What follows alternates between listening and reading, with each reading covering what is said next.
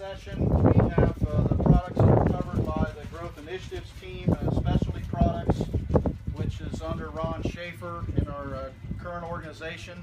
So that's the self-propelled sprayer and that business unit, the grape harvester, and the self-propelled forage harvester. So that's kind of why we're grouped in this way. We have those products split out of the standard marketing organizations because they're a very specialized business, and our go-to-market strategy is slightly different than it is in a main plate business. So we're trying to stay a lot more focused to the customer and dealer for those product lines. So we'd like to start today with a walk-around presentation around the sprayer. When that's finished, we'll move to the grape harvester, and then we'll finish up with a forage harvester. So since the weather's nice, at least not raining, we'll take you out around the product and do the walk-around out there if that's okay. And certainly if you have any questions, we'll be happy to answer them. So with that, we'll start with the sprayer.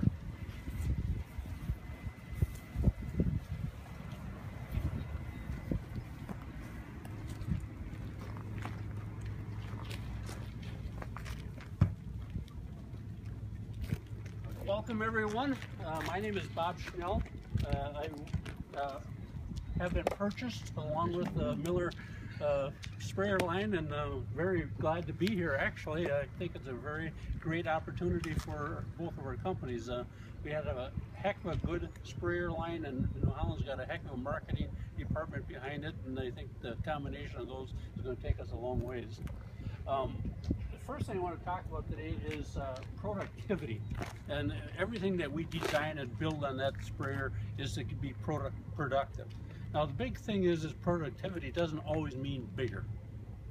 There's a lot of different things that go into productivity, and there's no question we are bigger, but there's a lot of things that we do on all of the same thing through our whole entire line. Example is the cab. The cab is the same, and that is a critical portion of this whole unit because that's where the driver is going to spend all his time. And if you can afford to purchase a piece of equipment that large, that means something to me that you've got a lot of acres to cover. And if you've got a lot of acres to cover, at certain times of the year, you're going to have your self sat in that seat for long hours of the day. And so we take great care in making that environment friendly to the operator. Number one, the cab is on an air ride suspension, just like an over-road semi-tractor is on. The seat is self-adjusting. You sit on it and adjust to your weight. It's heated, it's vented, it's suede leather, so that the environment within there is comfortable for that operator to take care of. The controls, we spent long hours positioning controls that they are where they need to be.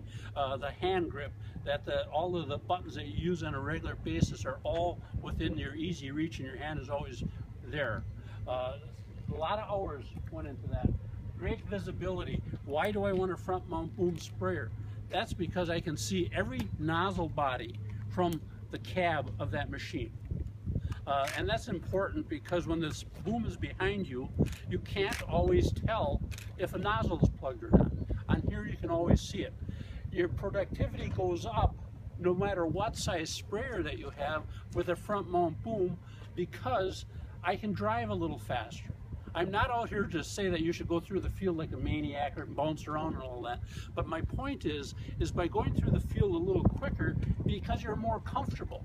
I see the boom in front of me, I know where the boom is located, I'm not concerned of a tip getting too close to a fence line or a tree or something like that. I get to the end of the field, I want to spray into the corner. With a front mount boom, I drive in, I get right to the edge, I back up, I turn, I'm gone. Productivity. I can, in about 20 minutes, I can drop that boom off of this machine completely and put on some different attachments. A big thing in this day and age is nitrogen into corn.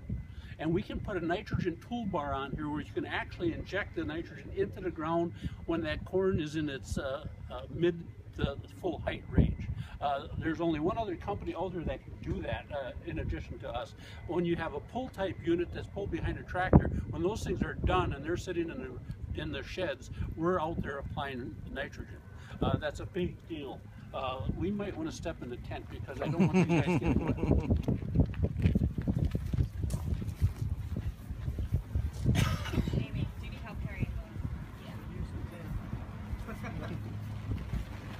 other things that we can put on the front of that sprayer to make that piece of equipment more valuable to the customer is we can take that boom off and we put that nitrogen toolbar on. We can, or we can put a detasseler on if you're into growing seed corn. Or another thing that is very popular, especially down in Australia, they'll put a 40-foot swatter head on that. You know, so if I have to go and spend that kind of money on a piece of equipment to put on my farm, I want to be able to use it. And that adaptability of that machine is just fantastic for that. Other things, productivity, turning radius. Again, on all of our machines, 15-foot circle for that big of a machine is phenomenal. And you say, well, I have a 120-foot boom hanging out there. Why do I have to turn in 15 feet? Doesn't make any sense. Well, it does make sense because when you get to the headland and I make a sharper turn, my back end doesn't drag along, so it takes so long to get back to my track, and I knock down a lot less crop. I want to put it in the shed for the winter. I want to drive around on this, from point A to point B. That short turning radius, you use it all the time. And it's funny because once in a while, if me being a good product man like I am, I will get in my competitive machines and drive them. And it's phenomenal how strange that is when I get into one of those things I want to turn someplace, but I have to back up and go at it again because I'm so used to the short turning radius of our machine. It's just really something. Underbody clearance, that's another really big deal here, because if all of these self-propelled sprayers are going to cost about the same amount of money, and if they don't, you can't sell yours. But why would I not want to buy that clearance? Because I know at some point in time I may have to put a fungicide on at tassel stage. I may want to put the nitrogen toolbar on and do that at 4 or 5 foot high corn. Conventional machines that only have 50 inches of clearance or 60 inches of clearance, they have to park them, and a lot of times they'll get an airplane or something in to spray that fungicide on. Here I have a $350,000 machine sitting in my shed back home, and I have to hire an airplane to come in? Makes no sense. You know, so the crop clearance underneath there is a significant thing also. What is it? It varies a little bit depending upon what size tires you have on it, but it can be anywhere from 72 to 76 inches. Or 6 feet to 6 feet 4. Another big deal is if I do spray in late season, that is actually a pretty dirty, dusty job at tassel time. And with our engine compartment being in the rear of the machine and our cooling package being all the way back, it's funny how often we go and visit a farmer and we talk about that, and he says, well, how do you keep your radiator clean? Well, we don't worry about it. Well, what do you mean you don't worry about it? It's not a problem. It's just that where it is, how we vent the air in, it just doesn't. It's just one less service thing for that guy to worry about. Because he's got plenty of other stuff to do. Productivity again, we make the biggest machine on the market. We have a 400 horsepower engine, a 1,600 gallon tank, and just this year now, from factory New Holland engineered design, New Holland factory built 132 and 135 foot booms available for those machines. Also, what we've included this year for the machine is what they call a spray air boom. That's something that specialty crop people are really into. And what that does is you can actually control the droplet size from inside the cab. Like normally, it'd take a traditional system. If you want to change your droplet size, either you change your pressure, which then all of a sudden gets more drift, and you don't want to do that. So you can control the droplet size, and they do it with the air pressure from inside the cab, and also with that air system that they have, they can shake the canopy open.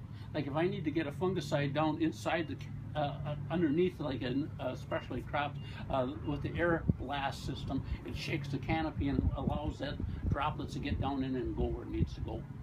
So that we're really excited about that.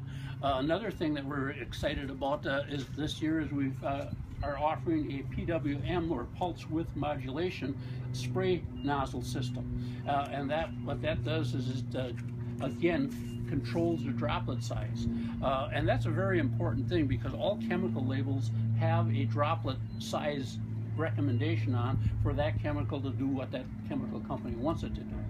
Traditionally, when you go out and spray, you calibrate. I buy my proper size spray tip. I want to go 35 psi. I want to go 14 miles an hour. I end up at the size droplet that I want. But then all of a sudden I see a nice open spot in the field and I go a little faster. What happens is the pressure goes up and your droplets get small. Then I'm not doing the proper job anymore. If I come to a rough spot in the field and I slow down, the pressure goes down, the droplets get bigger, again, I'm not doing the right job anymore. With either that spray air system or this new pulse width modulation system, we can maintain a constant droplet size at all speeds. We're really excited about that. Another thing that PWM system will do for you is if you take that 120-foot boom that you're looking at out there, envision you get to a curve in the field and curving to the right. What happens is on the inside boom, it slows down, and on that outside boom, it really starts picking up speed. And with that pulse width modulation system, we can compensate for that, so we can get the outer tip of that boom spraying more like it's supposed to be and slow down the one on the inside. So we're a lot of good things coming. Very, very excited about it. So I've been gabbling on here. Do you guys have any questions? Or?